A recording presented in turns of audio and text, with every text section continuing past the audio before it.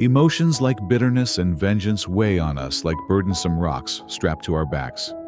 If we're unwilling or unable to cast these rocks aside and move forward, we'll tire ourselves out, and the burden will grow heavier with each new painful experience life throws at us. Over time, we'll accumulate so many rocks that will buckle under their weight and fall apart. Holding on to resentment is corrosive. It gnaws at us from within. We often convince ourselves that the only way to shed this bitterness is through some act of payback, yet that moment may never come. As a result, we risk living most of our days tormented by old wounds, while those who wronged us thrive. Viktor Frankl put it brilliantly when he said, "When a situation can't be altered, the task becomes to transform ourselves." To quote him further, "The past is beyond our reach, and so are other people. Our peace of mind doesn't hinge on securing revenge or hearing an apology. It rests on how we deal with the hurt we've endured." Thus, we face a decision. We can cling to past pain and carry our misery to the grave, or we can embrace the remedy and release our anguish, living out our years free from the crushing load of grudges. That remedy is called forgiveness. This video delves into 5 constructive ways to forgive and move on, drawing from insights in philosophy and psychology. To start, it's worth noting that forgiving isn't the same as erasing the memory. We can pardon someone while still recalling their actions. If we also erased the past, or worse, ignored the truth about a person or event, we'd leave ourselves vulnerable to more harm. In certain cases then, the wisest choice might be to forgive someone, yet keep them out of our lives entirely, as a shield for our own well-being. The Buddha counseled against keeping company with the unwise, including those he described as, quote, "fools with harmful motives." 1. Recognizing human imperfection.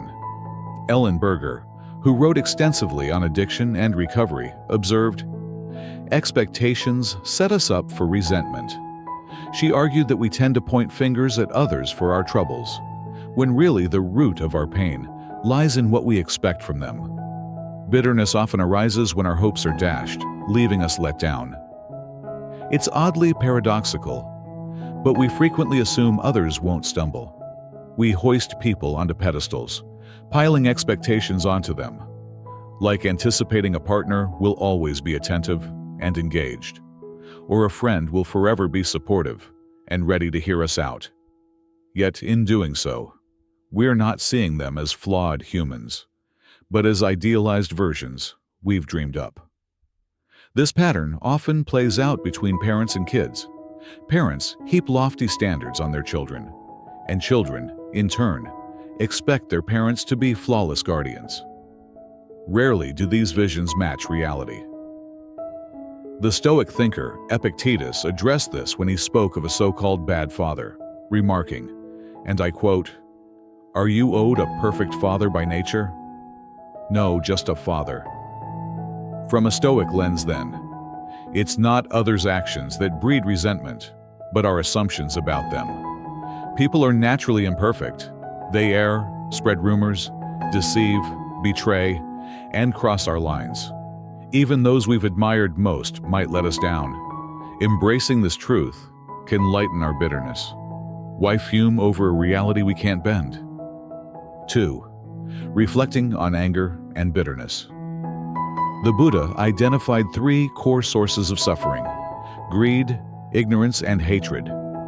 He called hatred a deep blemish on the soul due to its ruinous power. Just think of the horrors it has unleashed: people injured or slain, wars soaked in blood, entire populations wiped out. Hatred wreaks havoc inwardly too. Clinging to resentment is like gripping a burning ember, hoping the other person feels the heat. Despite the vengeful daydreams we entertain but never act on, nursing a grudge usually wounds us most. We might rage at the world or ourselves, stew over life's injustices, or fixate on what others have said or done. But no matter how much fuel we add to our smoldering thoughts, the past stays fixed, and the cosmos remains beyond our grasp.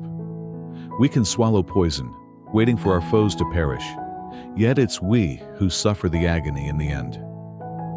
By pondering the ruinous toll of anger and resentment, both in ourselves and across the world, we can see how foolish it is to let these feelings fester. Releasing them through forgiveness halts the spread of their poison.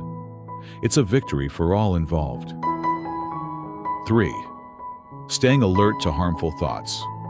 For some, forgiveness is as straightforward as deciding to let go and moving forward. But for most, it's a tougher road.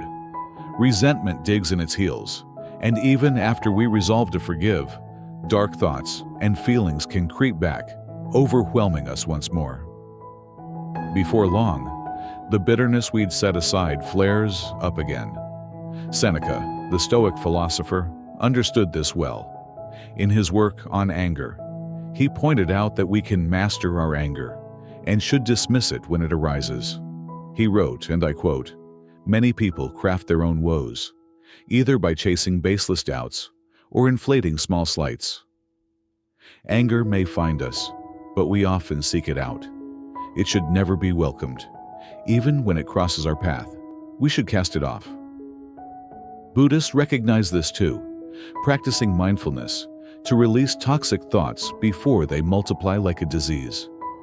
That multiplication happens when we latch onto memories, illusions, stories, or worries about what's ahead. Picture the mind as a garden. It's our duty to care for it. We can let weeds overrun it, or we can pull them out, toss them away, and block new ones from taking root. To tend it well, though, we must stay vigilant. Buddhists suggest meditation to strengthen this awareness. So, choosing to forgive is step 1. But step 2 is keeping our minds clear by purging and dodging the clutter that stirs up old resentment. Forgiveness means little if we don't stick with it. 4. Remembering the good. Our brains are wired to latch onto the negative more than the positive. That's why people often glance in the mirror and fixate on their flaws. This is known as the negativity bias, and it skews us toward spotting others' faults over their virtues. Hara Estroff Marano, a senior editor at Psychology Today, explains its roots, saying, and I quote, "Our tendency to prioritize the negative likely developed for a purpose, to keep us safe. Since humanity's earliest days, survival hinged on our ability to spot and dodge threats. The brain built mechanisms to ensure we'd notice danger and, with luck, react to it. These survival tools are a blessing until they turn against us. Someone's flaws can overshadow their strengths so much that we lose sight of the good entirely. In our skewed view, they become wholly bad. It's tough to stomach forgiving someone who seems to lack any redeeming qualities. So, we might try peering past the thick fog of negativity to notice that those we resent also hold goodness, and it's human to embody both dark and light. The trials others put us through can toughen us, sharpen our wisdom, and deepen our empathy. Painful experiences, however harsh, might secretly be gifts in disguise. 5. Opting for love over hate. Many of us instinctively meet hate with hate, but that usually backfires, sparking violence and destruction. Martin Luther King Jr., the activist and minister, chose love instead, calling hate too heavy a load to carry. He saw violence as a downward spiral that creates the very ruin it aims to erase. He said, and I quote, "Violence might kill the liar, but not the lie, nor plant the truth. It might slay the hater, but not hatred itself. Violence only breeds more hate. Trading blows for blows deepens the darkness of an already starless night. Darkness can't banish darkness. Only light can. Hate can't erase hate. Only love can. Love doesn't mean we must stay close to everyone. We can send love from afar, hoping for their good without stepping into their fire. Even if those who've harmed us reject our kindness and keep dishing out venom, choosing love over hate still serves our own peace best. Forgiveness rooted in love dissolves our anger and bitterness, swapping them for compassion. Compassion doesn't tear down but lifts up. It doesn't lash out but quietly acknowledges the humanity in everyone, flaws and all. It may not purge hate from others, but it certainly clears it from us. Thank you for watching.